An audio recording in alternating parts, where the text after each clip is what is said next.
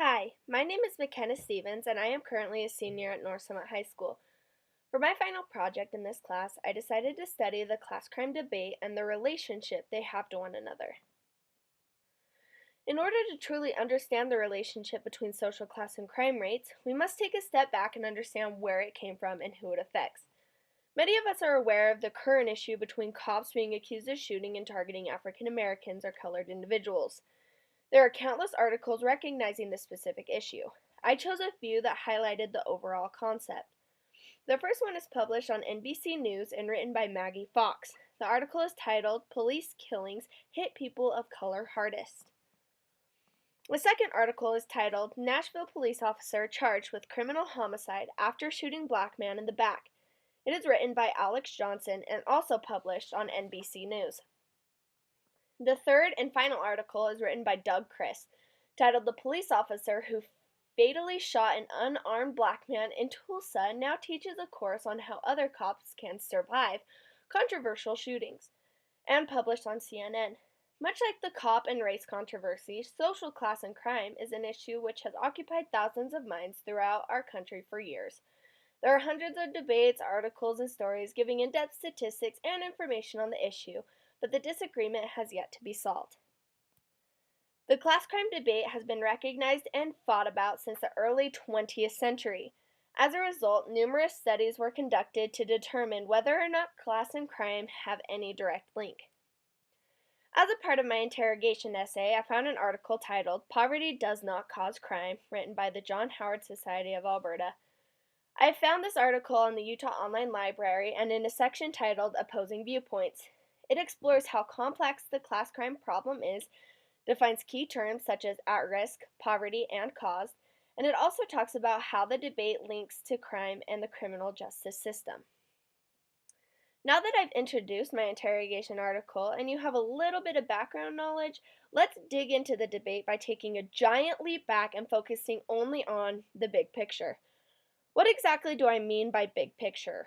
Well, much like the John Howard Society of Alberta, I feel that we have become blind to the big picture. We have become so lost in the debate that we forget to look at the facts.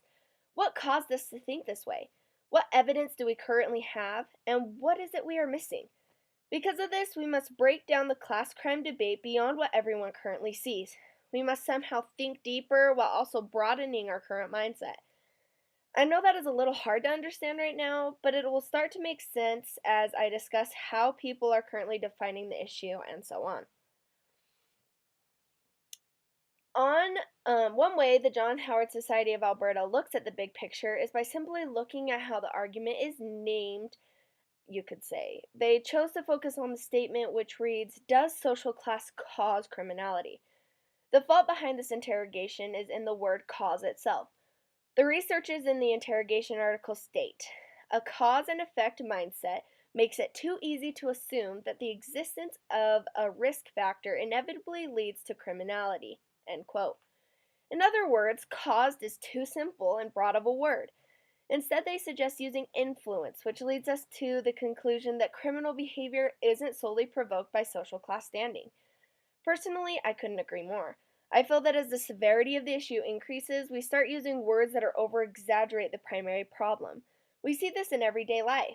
Exaggerating stories and telling people experiences more glamorous or horrifying than they are has almost become second nature to us. But why? And how exactly can we stop that from happening? Properly using and defining words will help this debate come to an end, but where do we start?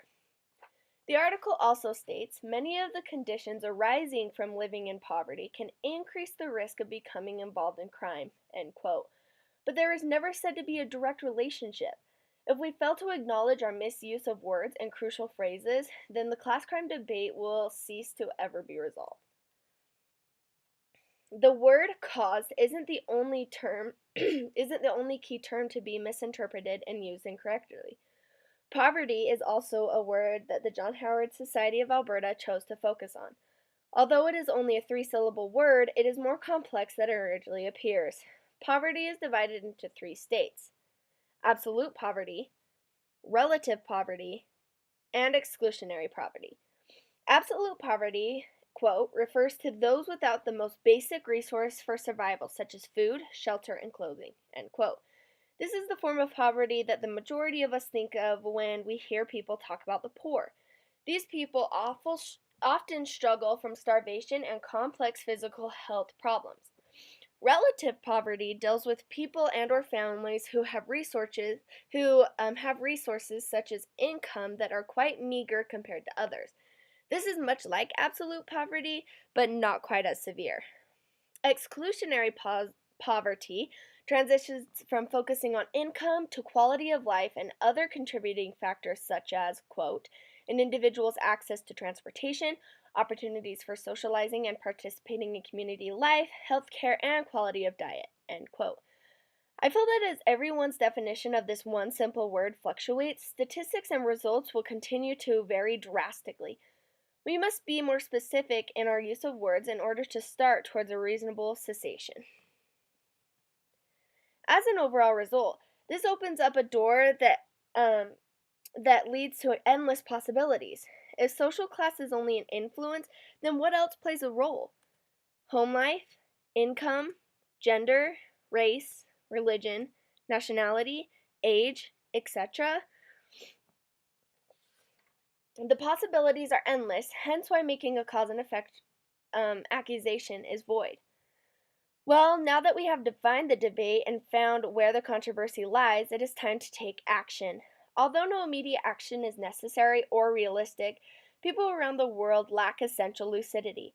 The John Howard Society of Alberta doesn't argue for a specific change, but they do indirectly suggest possible alterations that could change how the game is played. If we could somehow get everyone to use the same words, conduct the same experiments, and eliminate any bias or exaggerative factors, there would never be an issue. But until we develop such a perfect world, the debate will continue to alter through every possible variance. Through persistence and plenty of time, we could quite possibly find guidelines and terms everyone approves of. However, a positive outcome and solution is not realistic in the near future. Since the debate is so controversial, there are different facts, viewpoints, severities, and solutions within every article or other form of source you look at. However, the area with the most dispute and disagreement is within how the relationship of class and crime is defined. Myron Magenet, an author who highly contradicts and disagrees with many of the factors introduced by my interrogation article, wrote an article which states, the continual pressure of parental demands makes each person renounce the ultimate aggressiveness with which he was born, end quote. Rather than nature influencing our being, society has all the power. Magenet also expounded upon the idea that this is a culture matter, a matter of how people bring up their children, a matter of the messages that get passed from the community to the parents and thence to the children, end quote. This leads to a widely accepted belief which views parental pressure and poor living conditions are the cause of criminality, not just an influence.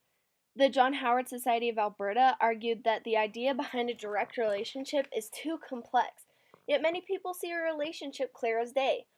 Magenet strongly believes that although social class may not be an antecedent of crime, something has to be. Rather than viewing crime as pathological, Magenet instead sees it as an act of rebellion. These so-called criminals are said to feel such great oppression and maltreatment that they removed themselves from society to find who they were. Sadly, they saw crime as a reasonable answer or solution.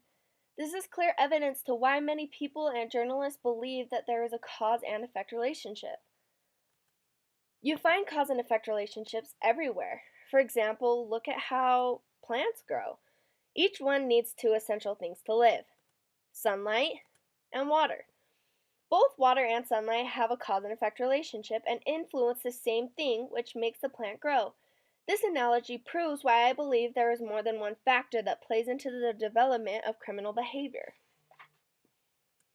I could confidently assume that the failure resides within the simple setup of each argument, how words are used, statistics, people, and the overall stance. Although there are many factors, different ways of believing the problem, examples of how and why the debate is important, and countless solutions for the problem, There is yet to be an argument that everyone agrees upon. Until people learn to sacrifice and compromise on certain aspects of the debate, there will be no solution, and the link between social class and crime rate will be forever seen as a mystery.